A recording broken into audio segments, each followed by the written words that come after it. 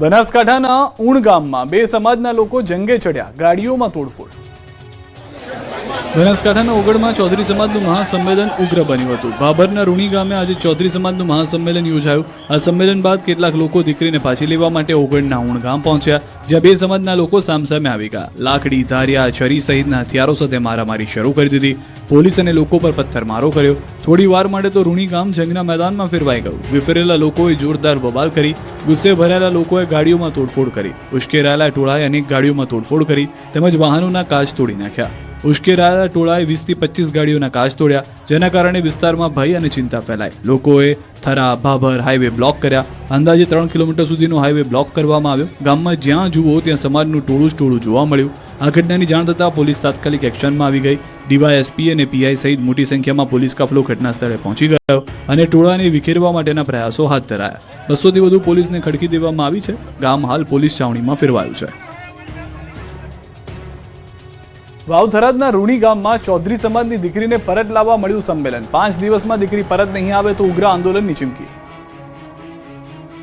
ઉત્તર ગુજરાતમાં આંતરજ્ઞાતિ લગ્નને લઈને માહોલ બરાબરનો ગરમાયો છે। ચૌધરી સમાજની દીકરીને રબારી સમાજનો યુવક ભગાડી પ્રેમ લગ્ન કરી લેતા ચૌધરી સમાજ લાલઘૂમ થઈ ગયો। હવે રબારી સમાજમાં ગયેલી દીકરીઓને પરત મેળવવા માટે ચૌધરી સમાજે લડી લેવાનું નક્કી કર્યું, જેના ભાગરૂપે આંજણા ચૌધરી સમાજ દ્વારા એક મહાસંમેલન યોજવામાં આવ્યું। આ સંમેલનમાં ઉત્તર ગુજરાતના વિવિધ જિલ્લા ઉપરાંત રાજસ્થાનથી પણ આંજણા ચૌધરી સમાજના આગેવાનો અને હજારો યુવાનો ઉમટી પડ્યા। સમાજના આગેવાનોએ સ્પષ્ટ કર્યું છે કે આ લડાઈ દીકરી પરત લાવવાની સાથે સમાજમાં સન્માનની છે। સમજાવટથી રસ્તો કાઢવાની હાંકલ કરી। 64 ગોળ આંજણા કેળવણી મંડળે આગામી 5 દિવસમાં દીકરીને પરત લાવવાની જવાબદારી સ્વીકારી। દીકરીઓને પરત મેળવવા માટે ચૌધરી સમાજના આગેવાન રબારી સમાજના અગ્રણીઓ સાથે બેઠક કરશે। જો 5 દિવસમાં સકારાત્મક પરિણામ નહીં આવે તો સમાજ પોતાની આગામી રણનીતિ નક્કી કરશે।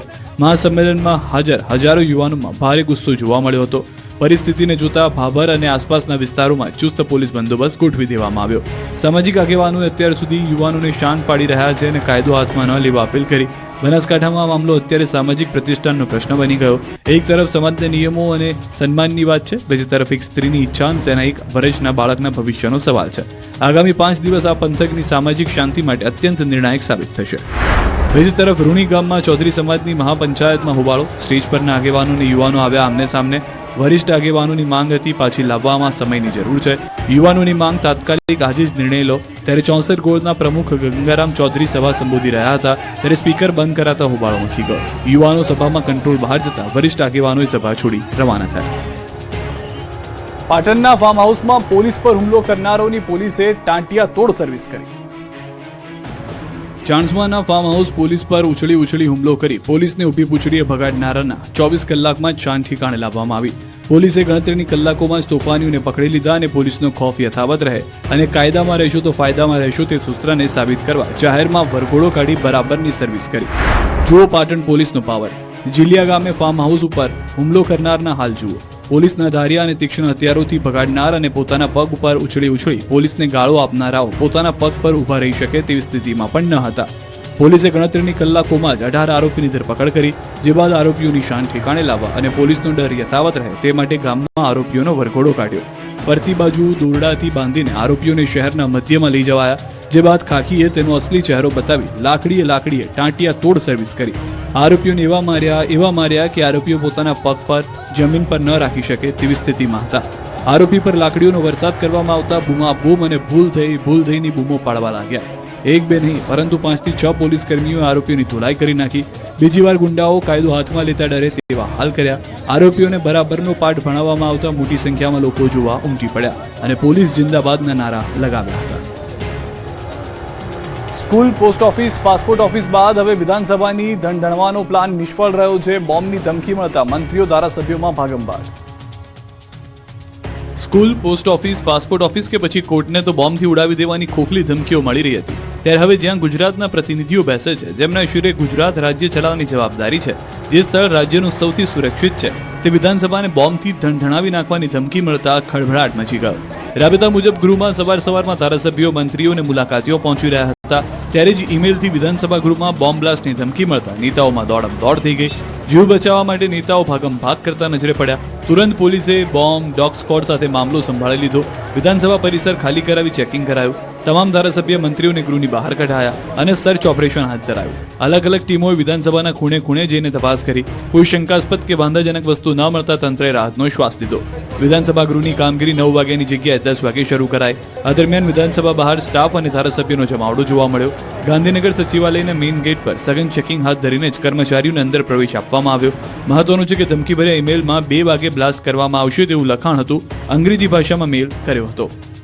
આ અંગે મળેલા મેલ સંદર્ભે નાયબ મુખ્યમંત્રી હર્ષ સંઘવીની અધ્યક્ષતામાં ઉચ્ચ સ્તરીય બેઠક યોજાઈ હતી. આ બાબતે બી ગંભીરતાપૂર્વક ઇન્ક્વાયરી આપી છે ને મેં પોતે બી હાઈ લેવલ કમિટીની એક મિટિંગ બોલાવી હતી અને વિધાનસભામાં દરરોજ જે કોઈ એના પ્રોટોકોલ છે એમાં ચેકિંગ થતું જ હોય છે, પરંતુ એના પ્રોટોકોલના હિસાબે આજે બી આ ચેકિંગ કરવામાં આવ્યું છે. વિધાનસભા રાબેતા મુજબ ચાલુ છે. આવા ઈમેલ ફિમેલથી ગુજરાત પોલીસ કે ગુજરાતની જનતા ક્યારેય કોઈ પ્રકારની ડર નથી રાખતી. બધી જ તપાસ થઈ ગઈ છે, કોઈ બી પ્રકારની ચિંતા કરવાનો વિષય નથી. તો અમદાવાદની 23 સ્કૂલને બોમ્બથી ઉડાવી દેવાની ધમકી. ગુજરાત વિધાનસભા બાદ સવારે અમદાવાદની શાળાઓને ધમકીભર્યો ઈમેલ મળ્યો. બોર્ડની પરીક્ષાઓ ચાલી રહી છે ત્યારે વહેલી સવારે અમદાવાદ શહેરની કુલ 19 અને ગ્રામ્યની 4 સ્કૂલ મળીને 23ને બોમ્બથી ઉડાવી દેવાની ધમકી મળતા ખળભળાટ મચી ગયો. બોર્ડની પરીક્ષાના છેલ્લા દિવસે સ્કૂલને ધમકી મળતા સ્કૂલનો સ્ટાફ, વિદ્યાર્થીઓ, વાલીઓ ડરી ગયા. મહારાજા અગ્રસેન, કાટલોડિયાની કેલોરેક્સ સ્કૂલ, શાંતિ Asiatic school, Anand Niketan school, વેજલપુરની Zydus school સહિતની શાળાઓને ધમકીભર્યો ઈમેલ મળ્યો. આ મેલમાં લખ્યું હતું કે ગુજરાત બોલેગા ખાલિસ્તાન. અમદાવાદની સ્કૂલોમાં બપોરે 1:11 બોમ્બ બ્લાસ્ટ થશે. તમારા બાળકોને બચાવી લેજો. જેથી તુરંત પોલીસને જાણ કરી. પોલીસે શાળાઓ ખાતે પહોંચીને તપાસ હાથ ધરી, પરંતુ કોઈ શંકાસ્પદ વસ્તુઓ મળી ન હતી. અમદાવાદની અમૃત હાઈસ્કૂલમાં વિદ્યાર્થીઓ વાલીઓનો હોબાળો. અમદાવાદના શાહીબાગ કેન્ટોનમેન્ટ વિસ્તારમાં આવેલી અમૃત હાઈસ્કૂલમાં વાલીઓ અને વિદ્યાર્થીઓએ હોબાળો મચાવ્યો. સ્કૂલ સંચાલકો દ્વારા લેવાયેલા એકતરફી નિર્ણય સામે મોટી સંખ્યામાં વાલીઓ વિરોધ કરવા પહોંચ્યા. અમૃત હાઈસ્કૂલ દ્વારા આગામી શૈક્ષણિક વર્ષ 2026-27થી ગુજરાત બોર્ડના ધોરણ 1 થી 12 અને કેજીના વર્ગના સમયમાં મોટો ફેરફાર કરવાની જાહેરાત કરવામાં આવી. છેલ્લા 40 વર્ષથી સવારના સમયે ચાલતી સ્કૂલ હવે બપોરના સમયે કાર્યરત કરવાનો નિર્ણય લેવાયો, જેથી મોટી સંખ્યામાં વાલીઓ અને વિદ્યાર્થીઓએ સ્કૂલના કેમ્પસમાં એકત્ર થઈને વિરોધ કર્યો. પોસ્ટરો સાથે શાળાને ગજવી હતી. આ મુદ્દે સ્કૂલે સમારકામ અને સુરક્ષાનું કારણ દર્શાવ્યું, પરંતુ વાલીઓના મતે બપોરની કાળઝાળ ગરમીમાં બાળકોના સ્વાસ્થ્ય સાથે ચેડા થઈ રહ્યા છે. અમૃત હાઈસ્કૂલ વાલી મંડળ દ્વારા આ નિર્ણયને મોકૂફ રાખવા અને જૂના સમય મુજબ શાળા ચાલુ રાખવા માટે ઉગ્ર માંગણી કરવામાં આવી. આ મામલે વાલીઓએ ડીઈઓ કચેરી અને આર્મી કેન્ટોનમેન્ટ બોર્ડને પણ નકલ રવાના કરી ન્યાયની માંગણી કરી છે. આ તરફ અમદાવાદની હાઈસ્કૂલ બાદ અમદાવાદમાં પાંચકુવા સિંધી માર્કેટમાં આગથી 30થી વધુ દુકાન બળીને ખાક. અમદાવાદના કાલુપુર રેવડી બજારમાં આવેલી સિંધી માર્કેટમાં આગ લાગતા અફરાતફરી મચી ગઈ. સિંધી માર્કેટમાં સૌથી વધારે કપડાં સહિત અલગ અલગ ચીજવસ્તુની દુકાનો આવેલી છે. ત્યાં સવારના સમયે કોઈ કારણોસર આગ લાગી. એક દુકાનમાં લાગેલી આગ ઝડપથી પ્રસરતા 30 દુકાન આગની ઝપેટમાં આવી ગઈ. ગણતરીની કલાકોમાં જ આગે ભીષણ રૂપ ધારણ કરી લેતા અફરાતફરીનો માહોલ સર્જાયો. ધુમાડાના ગોટે ગોટાથી લોકોમાં ભયનો માહોલ જોવા મળ્યો. રેવડી બજારમાં 50થી વધારે આસપાસમાં દુકાનો આવેલી છે, જેથી આગે તુરંત ભયાનક સ્વરૂપ ધારણ કર્યું. ફાયરની 20થી વધુ ટીમે પહોંચીને કલાકો સુધી પાણીનો મારો ચલાવ્યો. કલાકોની જહેમત બાદ આગ પર કાબુ મેળવી લેવામાં આવ્યો. છાપરા